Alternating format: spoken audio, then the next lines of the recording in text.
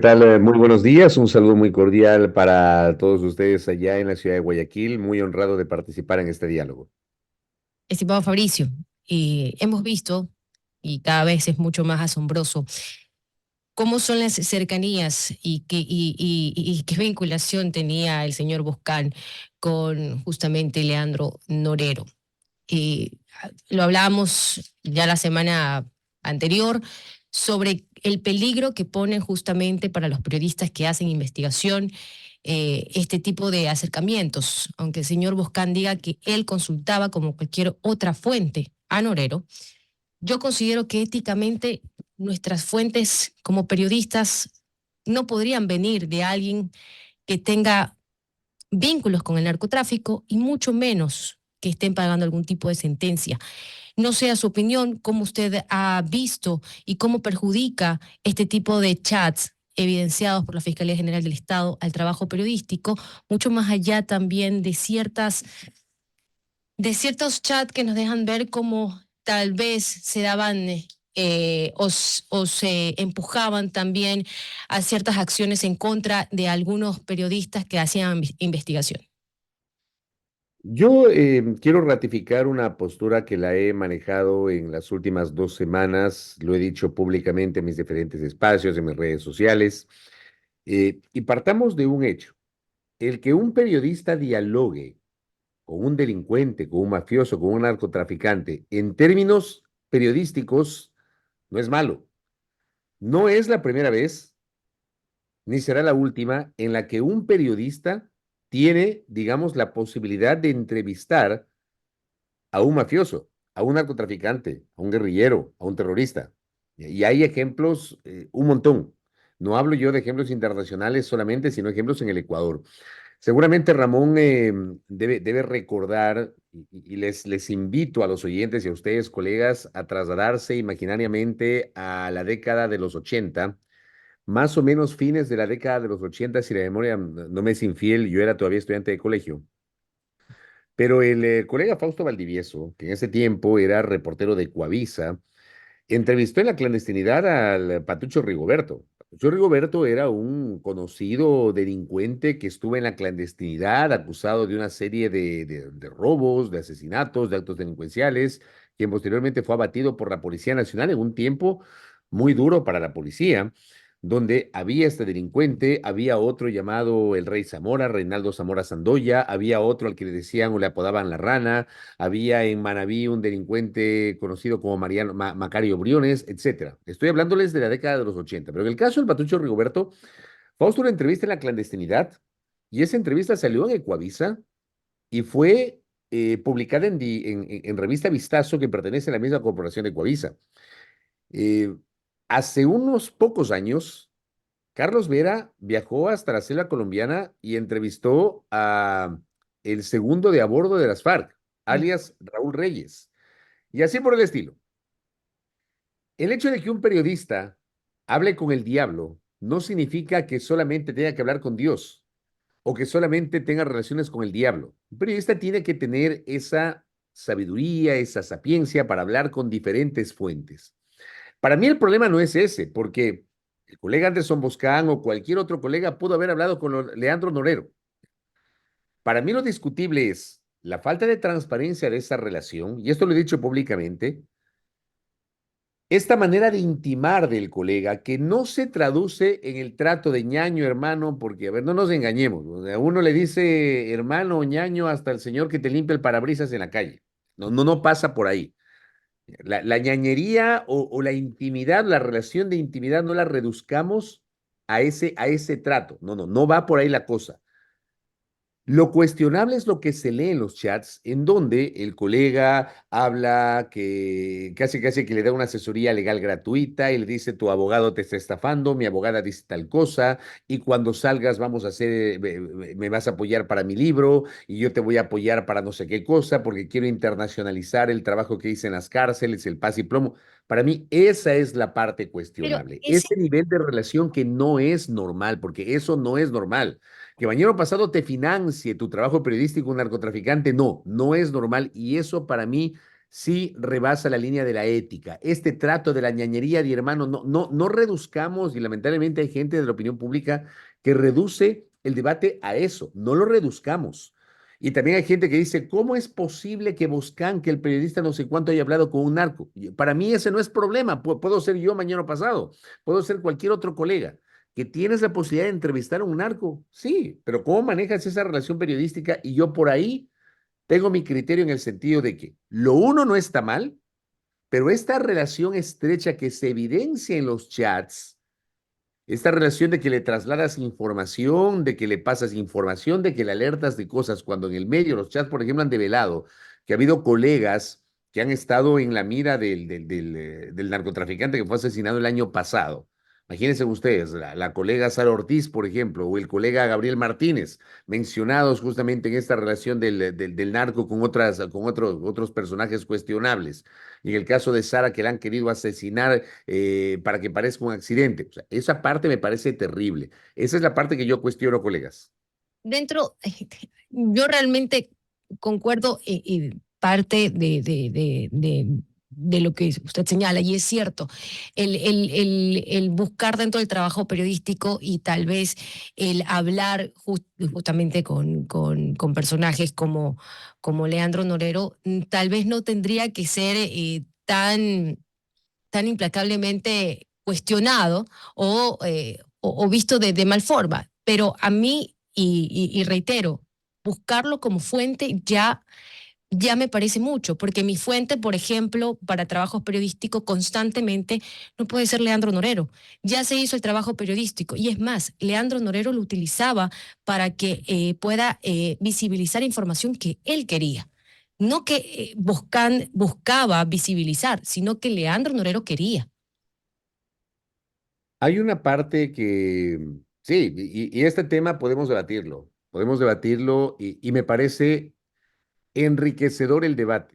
Yo creo que de aquí debería salir un debate sobre la naturaleza de nuestro oficio, sobre nuestros límites. Yo soy de los que siempre ha pensado que el periodismo, que la libertad de expresión tiene límites. Siempre lo he dicho.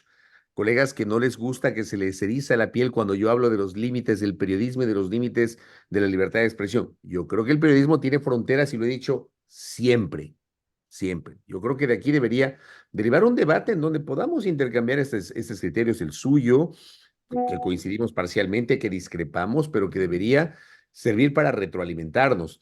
Pero insisto, ¿hasta dónde va nuestra frontera? ¿Qué es lo que éticamente no debemos hacer? ¿Hasta qué punto el obtener información de esta relación con una persona de dudoso proceder termina siendo parte de la naturaleza del oficio? ¿Cuál es el alcance de nuestra relación con las fuentes? ¿Hasta qué punto tiene que llegar esa relación con las fuentes? Yo creo que de aquí debería generarse un debate muy enriquecedor sobre las fronteras que tiene el periodismo, que yo creo que debe tener el periodismo, por un lado. Pero por otro lado también, hay algo que me preocupa. Yo les traslado a ustedes, ya que tengo esta brillante oportunidad de conversar con ustedes, colegas, y con la audiencia de Tropicana allá en la ciudad de Guayaquil. Me da la impresión de que nos estamos quedando solo en el tema de Boscán. Y cuidado, que me parece que ese es uno de los temas. No estamos hablando de las relaciones de políticos, no estamos hablando de las relaciones de funcionarios gubernamentales, del gobierno anterior, no estamos hablando de este otro tipo de alcances de esta relación del narco con personajes que son altamente conocidos. Siento, y creo que estamos cometiendo un error, siento que desde el debate de la opinión pública estamos minimizando los otros chats donde Señor se Vela. hablan de otros personajes, ¿ya? La alcaldesa de Pamela, Cantón Simón continúe con la Bolívar tiene entrevista, que aclarar queridísimo. más allá de lo que ha dicho, lo ha negado, pero hay cuestiones ahí que tiene que aclarar. La exalcaldesa de Durán y asambleísta Arce tiene que aclarar, más allá de que ella ha dicho que no lo conoce, pero ¿cómo es que aparece el nombre de ella en Sí, unos chats si dice que no lo conoce? y Entonces, todos esas esos cosas casos yo no son entiendo. ¿Cómo es que todos- aparecen determinados nombres y dicen, no, yo no tengo nada que ver? O ujú. sea, no creo que sean mencionados de manera gratuita sin que yo pretenda responsabilizar a nadie. Yo soy muy riguroso justamente en el uso de la terminología, pero yo creo que no basta con decir, no los conozco. O sea, eso tiene que ser Y materia de una todos, No, investigación. no se escucha, Fabricio. Y Ramón, ¿cómo le va? Ok. Qué gusto. El gusto es propio, ahora ya no lo puedo escuchar temprano como lo hacía a menudo. Estoy fuera del país, le cuento. Estoy tratando de descansar un poquito. Ah, caramba, qué bien. Oiga, aquí está Pamela que le quiere hacer una pregunta, así Por que favor, apelo a su capacidad de síntesis porque en 5 minutos arranco una cadena con el alcalde encantado. de La Guayaquil. del alcalde. Sí. Sí, señor Belek, todos esos actores son importantes y de hecho habría que tener en algún momento un tiempo para poder hablar de todos ellos. Sin embargo, en la condición de periodistas que tenemos en este momento, por eso nos estamos enfocando en Boscán. Y a partir de ahí, y para continuar aquel hilo, porque entiendo que todos los demás también deben ser mencionados, pero le Por explico por supuesto. qué nos estamos centrando en esto, le pregunto... eh, si usted considera, ¿por qué? Porque Fundamedios ya puso un rechazo y varios distintos grupos ya se han manifestado en contra del proceder y el atropello deontológico al periodismo. Yo le pregunto a usted, desde una postura personal, ¿cuál es su postura frente al tratamiento que le dio Anderson Boscan a la fuente? Si bien ahora llamó a la academia, le pregunto, ¿usted considera como periodista que ese fue el trato que debió tener con su fuente? ¿Fue tal vez más, fue periodismo de investigación eso o fue otra cosa? Esa es la pregunta del millón, Pamela. O sea, a ver, yo ratifico lo que dije hace minutos. Yo sí soy crítico de ese trato, de esa relación, como que relación íntima que se devela de los chats. E insisto, no me refiero al hermano, al ñaño, que son términos muy coloquiales que utilizamos en el Ecuador. Ustedes allá en Guayaquil saben que ese es un trato muy usual. Ya, incluso a gente que uno no le conoce le dice hermano, o a la persona que te está cuidando el carro le dice, oye ñaño, ¿cuánto te debo? O el que te está pintando el parabrisas, hermano, por favor, cuidado. O sea, es un trato normal, muy ecuatoriano. Ya, no me refiero a eso. Yo me refiero al nivel de la conversación, al intercambio de información, a esta, a estas recomendaciones que le hacía Boscaña incluso sobre la parte jurídica. Al momento que Anderson dice, cuando salgas de la cárcel vamos a escribir el libro y hablan del financiamiento del libro o hablan de internacionalizar el trabajo de paz y plomo, etcétera. Esa es la parte que yo he venido diciendo que a mí me hace ruido. Yo, Anderson Boscan, es un amigo, lo conozco, lo respeto, pero creo que nos debe todavía muchas explicaciones sobre esta parte. Yo insisto, no cuestiono la entrevista per se, no cuestiono que se convierta en una fuente, pero la fuente es fuente. No nos perdamos en eso. La fuente es fuente. Yo no soy periodista de investigación y el otro día alguien me cuestionaba en las redes que yo qué he investigado. Yo no he investigado nada porque yo no soy periodista de investigación, yo soy un periodista político. Yo soy un periodista que hace opinión. Y yo he sido reportero durante más de 2 décadas y tengo 31 años haciendo periodismo. Pero mi fuerte no ha sido el periodismo de investigación, no me he metido en eso. Pero yo no creo que un periodismo de investigación puedes tener ese nivel de relación con una fuente. Así O es. sea, veamos por favor, y yo creo que una de las investigaciones más emblemáticas que hay es la del Washington Post, Ujú. que termina por develar Así el es. caso Watergate que provoca la caída del presidente Nixon. Ujú. Y hay un montón de trabajos periodísticos y hay un montón de investigaciones y hasta películas hay sobre Watergate. O sea, no se ve que las fuentes tienen esta relación de amiguismo, digamos, los periodistas con las fuentes, esa relación de amiguismo. Entonces, esa es la parte que a mí me hace ruido y sobre eso tenemos que debatir el alcance y las fronteras del periodismo con las fuentes, colegas. Pero ahí hay varios análisis que hay que hacer, ¿no? No solo la fuente del periodismo, sino la santificación que algunas veces determinados periodistas le dan a ciertos delincuentes de la sociedad porque pautan con ellos. Es decir, también Ah, usted ve ese servicio express que hay también en la comunicación. Gente que ha lavado dinero y que de pronto tienen empresas grandes y que solo por pautar se comienza a silenciar la opinión. ¿Qué opinión tiene sobre eso? qué, Digo, qué importante lo que usted está diciendo, Ramón. Qué importante porque, a ver, en los últimos años resulta que a nosotros los periodistas hay gente que nos discute, ¿no? Tú no puedes opinar porque eres pautero, tú no puedes opinar porque tienes pauta. Ah, te pautó el Banco de Guayaquil, entonces te billeteó Guillermo Lazo. Ah, te pautó la aseguradora no sé cuánto, entonces te billeteó no sé quién. O sea, sin entender eso, pero también depende de nosotros. Los medios de comunicación, quienes hacemos comunicación, vivimos de la publicidad. Lamentablemente hay gente que no lo entiende. Vivimos de la publicidad. ¿Cómo separamos? Y esto, Ramón, Pamela, amigos y amigas, esto también tiene que ser parte de alguna vez de un debate. ¿Cómo separamos la parte publicitaria que es legítima? Porque la publicidad es la sangre que corre por las venas de un medio de comunicación. Si el medio de comunicación no tiene pauta publicitaria, simplemente no puede vivir, no puede sobrevivir. Pero eso versus tu libertad de expresión, tu libertad del ejercicio periodístico, qué puedes publicar, qué no puedes publicar. Este es un tema que no se ha debatido en el Ecuador, no se lo ha debatido, la transparencia del financiamiento de los medios de comunicación. O sea, ¿cómo te financias? La transparencia. Yo sí creo que en algún momento tenemos que transparentar o tiene que haber alguna manera de transparentar el origen del financiamiento de los medios de comunicación. Sobre todo les digo una cosa, usted, Ramón, es un comunicador de viejo cuño que toda la vida ha hecho comunicación, ha hecho radio y así como usted hay un montón de colegas, hay un montón de gente que a lo largo de los años ha construido opinión pública a través de los medios de comunicación tradicionales. Pero, por ejemplo, hoy tenemos un montón de, entre comillas, medios de comunicación digitales. O sea, hay gente que de pronto se pone una fanpage de Facebook y ya aparece como medio de comunicación. O se pone un canal de YouTube y ya se presenta como medio de comunicación. Cuando no se sabe cómo se financian, qué hacen y publican cosas, a veces mentiras, a veces tratan de posicionar determinadas situaciones o a determinados personajes a cuenta de qué. Esa es la parte que a mí me hace ruido, Ramón. Quiero hacerle una última pregunta. Como no va a haber cadena del alcalde, voy a robarme los 5 minutos que Por favor. lo voy a poner. ¿Cómo ve el proceso de gobernabilidad del presidente Noboa? ¿Lo ve acertando o va por un camino errático?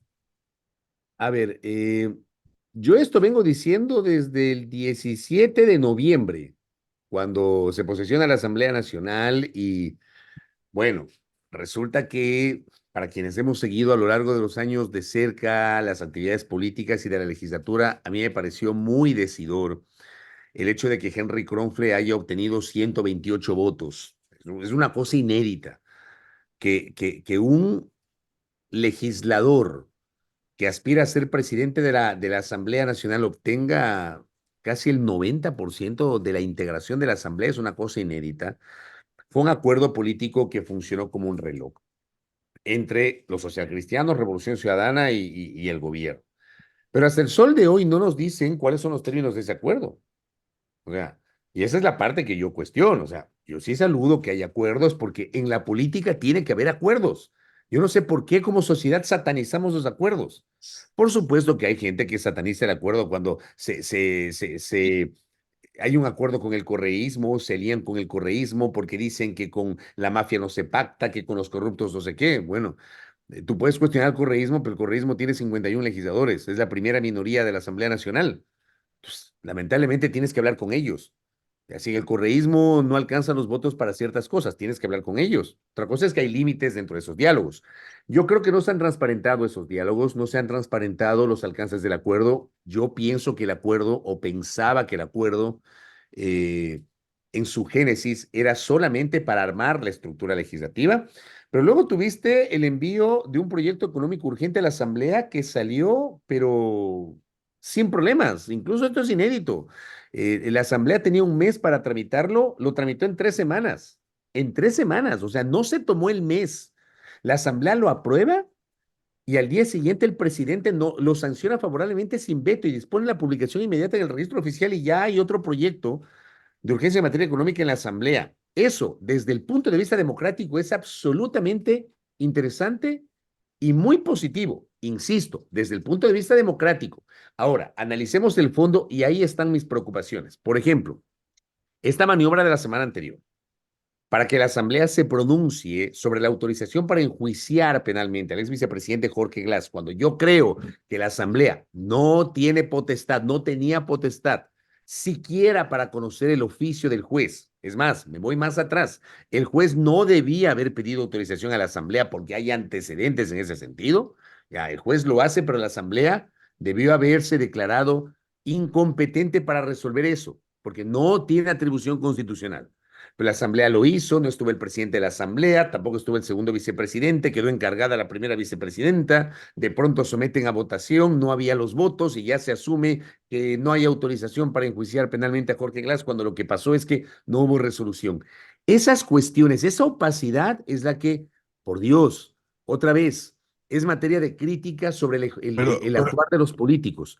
Yo les invito, Ramón, solamente a recordar lo que pasó en octubre, noviembre del 2021, cuando el correísmo se abstuvo en la votación de la reforma tributaria de Lasso y permitió que esa reforma entre en vigencia por el Ministerio de la Ley. Y pocos meses después, Jorge Glass se benefició de un recurso jurídico que le permitió estar en libertad. O sea, es inevitable relacionarlo uno con otro. Tal vez yo estoy equivocado, estoy elucubrando, tal vez estoy equivocado, pero eso es lo que están haciendo los políticos porque no transparentan los acuerdos, Ramón.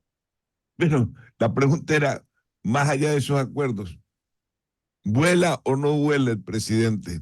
Y monocíclicamente porque estoy ya sobre el tiempo.